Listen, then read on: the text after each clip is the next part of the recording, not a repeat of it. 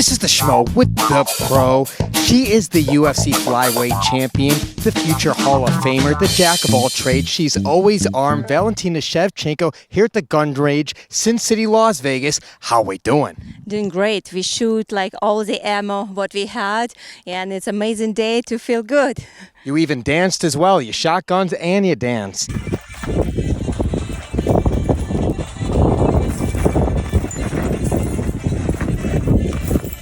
Yeah, you see, I'm all sweating. It's a good exercise. It's like I dance for how long? 5 minutes? I dance Lizginka for 5 minutes. I feel like lost like 5 pounds. A jack of many trades. You not just fill out all the rubies on a belt for the UFC, but you can dance, you can shoot. What can't you do? Good question, but I prefer to stick with you can do everything. Certainly the case. And the Schmo brought the .357 Magnum because you are the female James Bond. You were shooting that. You were shooting the Glock. You shoot everything. I love the guns. For me, it's way more just like coming into the range and like discharge your energy. It's like being a part of the huge culture of the guns, and like guns, it's represent not only firearms but also like human history. It's like we every time had our like humanity. We every time had with us some kind of like of a gun since the beginning, or knife, or pistol, rifle, and it's kind of like when you are shooting not only modern guns, what we shot today, for example, like Glock, Smith & Wesson, 6 Hour, but when you have like guns that belong to the different era, posterior era. I have, for example, a rifle Mosin gun. It's from 1935, and when I shoot it, it's kind of like feeling the history of humanity. It's telling you a story in itself. That is the feeling. Go.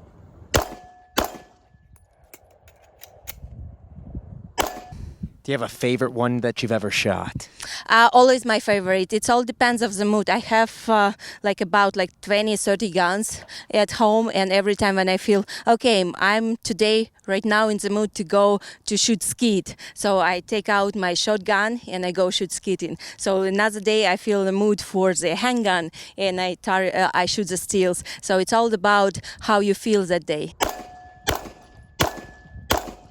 Well, you're doing a great job decompressing from the big victory over in Montreal, UFC 315 against Mano Farrow. But when you look at the landscape, is there someone who's most deserving to fight you next? The world is your oyster. You could do what you want. Is it Natalia Silva in your division? Do you want to have that super fight with Zhang Weili over there from the division below you? Do you want to go up at Bantamweight? The world's your oyster. Yeah, I know. It's feeling like you can do whatever you want. But yes, if considering that like Natalia Silva, Weili Zhang, they're both very good fighters, and Natalia had good performance in her last fight. Weili, she's like through all her career showed that she's true martial artist. She deserve all this like what he surrounds around her. But right now I'm focusing on my proper recovery before making a next move towards the next challenge and getting ready for this. But from one point I feel like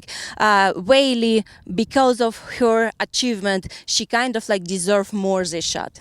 But do you think you want to test yourself going up at 135 ever again? Because maybe Amanda Nunes returns. Maybe she finds a way to get the belt again. Maybe we see the trilogy fight. Or do you want to contest at 125 where you're ready the greatest of all time in that division? You say exactly. Maybe we will see that. Maybe. It's a lot of maybe. I think it's going to be, if I move to 135, it's going to be only because of that maybe. So no, let's not be gossip girls and making all these things up, and see the real action, because when every time speaking, they are very masters of speaking, and they say, okay, I'm coming back from retirement, I do all the training camp, all the the stuff what I need to do, but it's not just speaking. And real words, it's never the same. So not gonna be gossiping. Let's see the real action.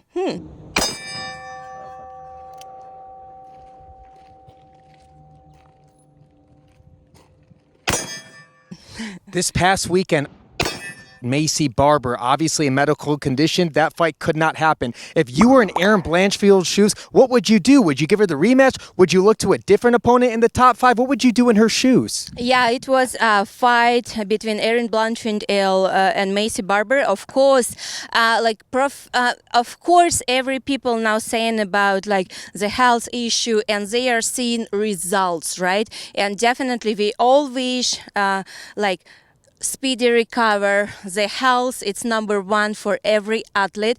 But let's not forget that we are professional fighters and we have to do everything, not starting fight week, not starting one day before the weigh-in. We have to start it back. If we know that the weight cut will affect us somehow, we have to put our efforts to make it smoother, because imagine like that huge promotion as UFC, the biggest mixed martial art promotion in the world. It was like promoting this fight of two ladies that hard, and everyone was speaking Macy, Erin, and then you kind of like think what you have to do to make everyone not disappointed, what you have to put on a list that everyone is so attentive watching you. We have to be professionals, and not professional only in the last week. We have to start it like back over there. When we just notice, here's the notice, our fight is gonna be, then we start our like going slowly down our weight cut. And if we know it's gonna be affected, we have to take some measures to not be affected by circumstances. This is I call professionalism.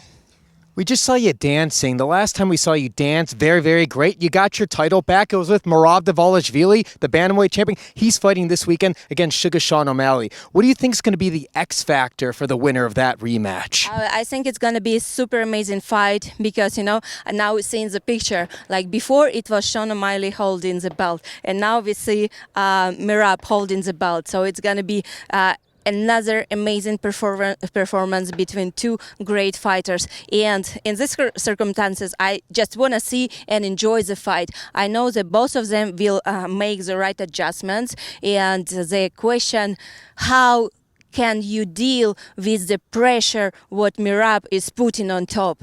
And it's like, it's going to be great. It's going to be super exciting. Very exciting to see this match.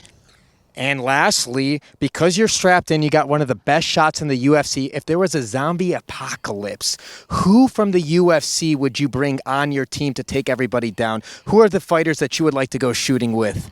I don't need anyone. I can stand on my own. I can defend my own. I can defend the whole city, the whole world on my own. And it's like Helen said, I'm a James Bond, real James Bond. Certainly the case. We saw it here today. Final message for all the Bullet fans out there worldwide.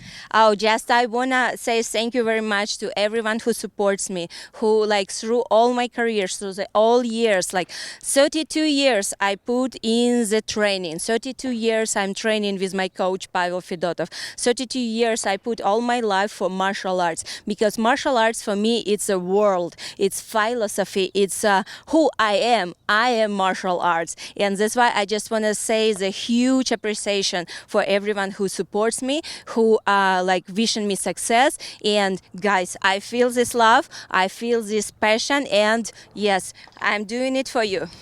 There she is. She's the pro. I'm the schmo here in Sin City. We're out.